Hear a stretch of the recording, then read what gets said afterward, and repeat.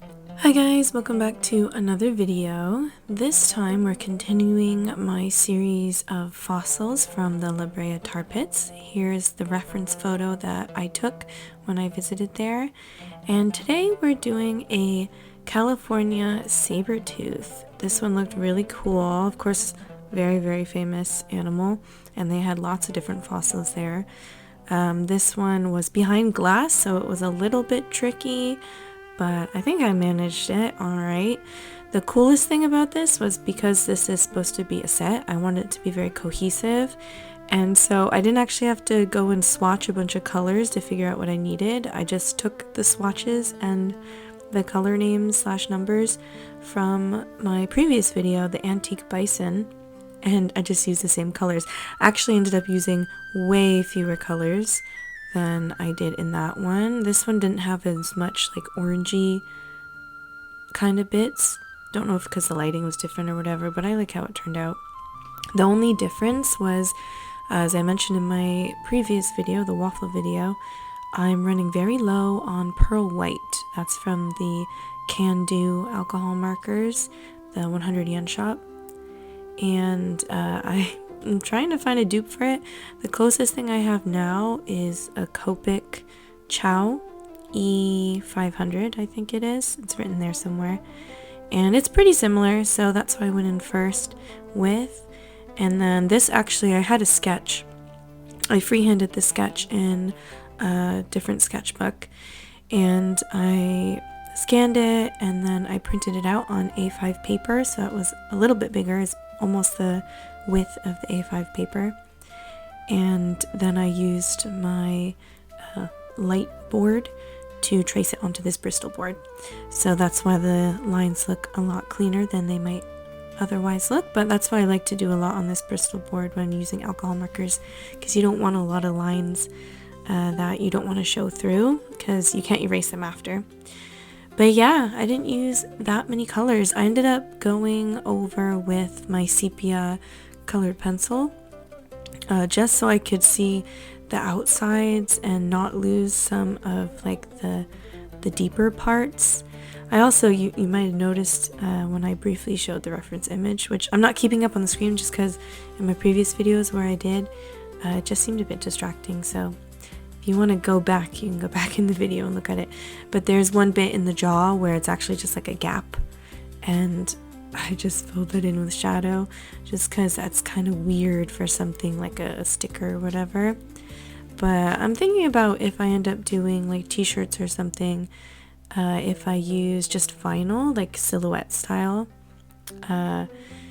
that might be okay to bring back, or like decals or something.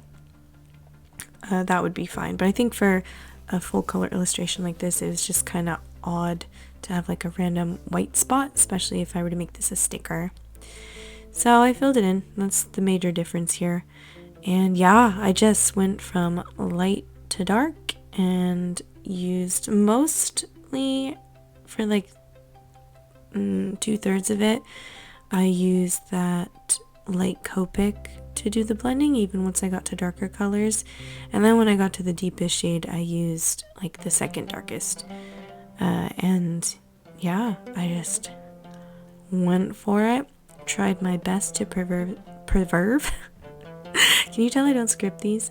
I tried my best to preserve the lightest lights. I wanted a lot of contrast, and I know like the reference image, I think the brightest areas are, I don't know how to describe it, like the shape of the brightest area is a little thinner, and it just, I wanted it to pop a little bit more. So I sort of like if you imagine you have even a brighter light that doesn't, like if we had a brighter light in front rather than the ones just in the display case, that's what I was kind of hoping to get. So hopefully it looks accurate. Again, I mentioned this previously in the antique bison video, but I'm trying to make these as anatomically accurate as possible, even though I don't have a degree in zoology or paleontology, and I don't know like the names for things, but I try to pay close attention to the important things like holes in the skull and what the teeth look like, how many teeth there are, I hope I didn't miscount the teeth. Like, some of them are obviously broken and chipped and stuff, so hopefully that's not too noticeable. But I mean, with this guy or girl, don't know if this is male or female. Actually, I could go back at look at my pictures later, maybe, and see if it says whether this is a male or female skull. Anyways, the little teeth, people don't really care that much about those. They care about the big ones, and I think they came out all right. There wasn't too much to do with them, because they were in like not just the deepest shadow because of where the light was coming from, but also sort of like the most stained, which makes sense. I imagine it makes sense. So yeah, it was fun, and I tried a little bit of texture, a bit of like dots and sort of scrapes and lines to make it look like it's not super smooth, because fossils are never super smooth. And I went on with a bit more detail for that kind of thing with colored pencil as well later on. And yeah, I hope I got that like a mandibular joint okay, because it was kind of hard to see the sort of shape of it, because it was really dark, so I was trying to bring out a little bit more of the shape, and I hope that's right, but it looks like it makes sense to me. So in the lower jaw, I brought out more spots. I'll darken them a little bit later, I think, but yeah, trying to get the right balance between those sharper edges where the bone sort of like goes really convex quite severely, and the much softer edges where it's much more round and gradual of a change. So I hope that also looks apparent in this illustration. Yeah, getting into the big old famous teeth now. And really, what I was kind of worried about was making sure you could see the separation between them at the top, because I knew I could go in with a darker colored pencil in the end, but I wanted to make sure you didn't have to squint to see. And I think it's alright. I think you can kind of see it. So this collection, I'm not sure how many more animals are going to be in it, but I'm hoping to do a cave bear and a giant sloth. I'm thinking 5 is usually a good number. It's usually my go-to for collections or sets. 4 is usually my minimum, but 3 is not a bad number either. It's just if I want to, design a whole shirt or sticker sheet, then you kind of, if you want to fill out a lot of space, you have to repeat them a lot. So that's why I think usually going for 5 is a little better.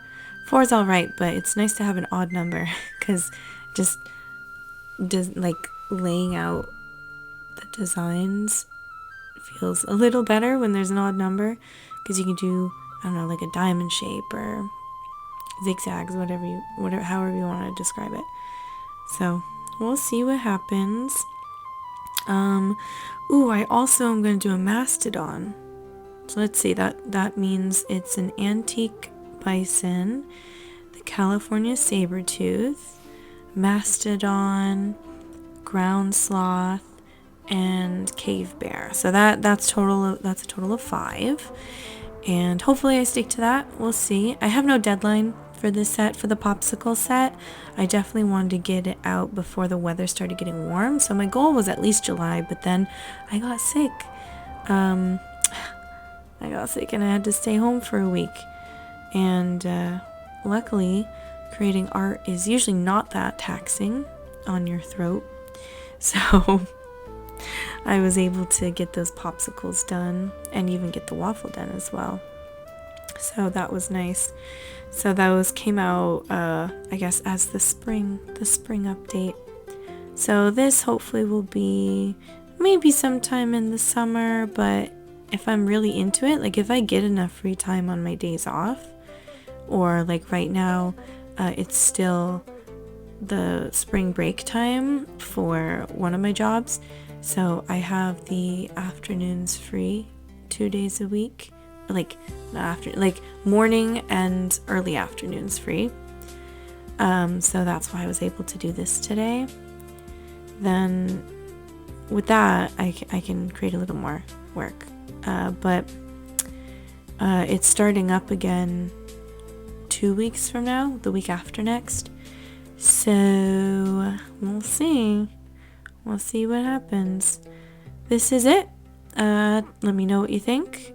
Please leave a like if you liked it. Subscribe if you want to see more videos like this. And thanks for watching. I'll see you in the next one.